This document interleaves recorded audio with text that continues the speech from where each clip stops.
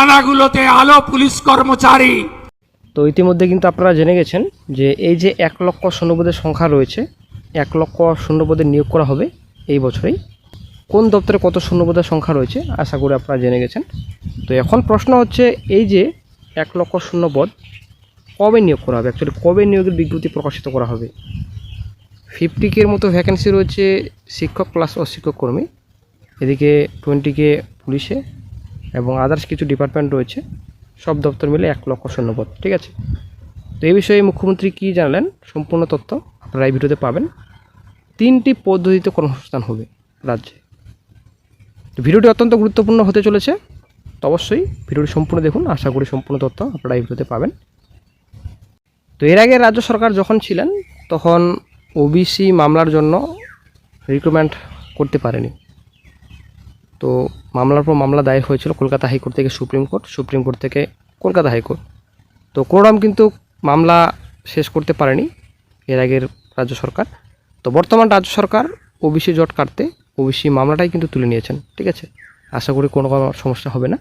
এখন new recruitment নোটিফিকেশনগুলো প্রকাশিত হবে শিগগিরই।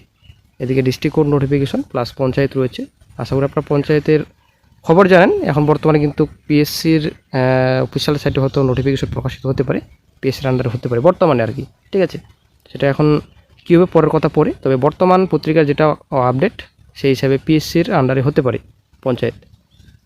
তো রাজ্য সরকারের শিল্প কর্মসংস্থান বাড়াতে যে স্টেপ রয়েছে সেই স্টেপগুলো কিন্তু 3টে স্টেপে নিয়োগ করা হবে। অ্যাকচুয়ালি রাজ্য সরকারের যে পরিকল্পনা আর কি, এই বিষয়ে কিন্তু মুখ্যমন্ত্রী ঘোষণা করেছেন যে স্বচ্ছ হবে, সরাসরি সরকারি নিয়োগ করা হবে, একদম স্বচ্ছ হবে। আশা করি আপনারা জানেন ইন্টারভিউতে নম্বর খুব কম, এদিকে স্বচ্ছতার সহিত রিক্রুটমেন্ট প্রসেস কমপ্লিট করা হবে। ওএমআর কার্বন কপি আপনার বাড়িতে নিয়ে আসবেন পরিষ্কার।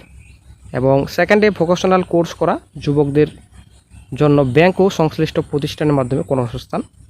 ঠিক আছে, এদিকে দেশ বিদেশ রয়েছে বিনিয়োগ এনে ছোটো এবং মাঝারি এই যে শিল্প রয়েছে, বড় শিল্প মাঝারি হোক ছোট হোক, তো চাকরির সুযোগ তৈরি করবে সেই শিল্প থেকেই। তো এই 3টি ধাপেই কিন্তু নিয়োগ করা হবে। অ্যাকচুয়ালি এই 3টে যে পদক্ষেপ রয়েছে, পরিকল্পনা রয়েছে রাজ্য সরকারের, এই পরিকল্পনা অনুযায়ী রাজ্যে বেকার ছেলেমেয়েদের সংখ্যা কমাবে। ঠিক আছে, এই কয়েকটি পরিকল্পনা নিয়েছেন নতুন রাজ্য সরকার। তো এখন যে নতুন নিয়োগ সেটা আশা করি আমরা জানি, ভ্যাকেন্সিও মোটামুটি ভালোই রয়েছে। তো নতুন সরকার পরিষ্কার বলছেন বর্তমানে যে 8 মাসের বাজেটে যে 1 লক্ষ চাকরির কথা বলা হয়েছে, তো তা আগামী বছরের মার্চ মাসের মধ্যেই সম্পন্ন করা হবে। ঠিক আছে, এটা গুরুত্বপূর্ণ আপডেট। তো এই যে বাজেটে বলা হয়েছে 1 লক্ষ শূন্যপদ, তো মার্চ মাসের মধ্যে আগামী বছরের মার্চ মাসের মধ্যে সম্পূর্ণ নিয়োগ কমপ্লিট করা হবে। ঠিক আছে, অ্যাকচুয়ালি রিক্রুটমেন্ট নোটিফিকেশন প্রকাশিত হতে পারে। তো আশা করি ক্লিয়ার। রাজ্য সরকার কিন্তু পরিষ্কার বলছেন রাজ্যে শিল্প হবে, বড় শিল্প, মাঝারি শিল্প, ক্ষুদ্র শিল্প। ঠিক আছে, এবং রাজ্যে সরকারি চাকরি হবে পরিষ্কার স্বচ্ছতার সহিত।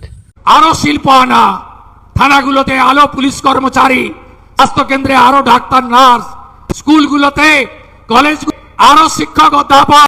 এবং এদিকে আপনাদের এই যে পুলিশের নিয়োগ করা হবে, থানাগুলোতে আরও পুলিশ নিয়োগ, এবং এদিকে হাসপাতালে ডাক্তার নিয়োগ করা হবে, এবং স্কুল কলেজে শিক্ষক এবং অশিক্ষক কর্মী সব কিন্তু নিয়োগ করা হবে খুব শিগগিরই। এমন কিন্তু বড় ঘোষণা করেছেন রাজ্যের মুখ্যমন্ত্রী মাননীয় শুভেন্দু অধিকারী।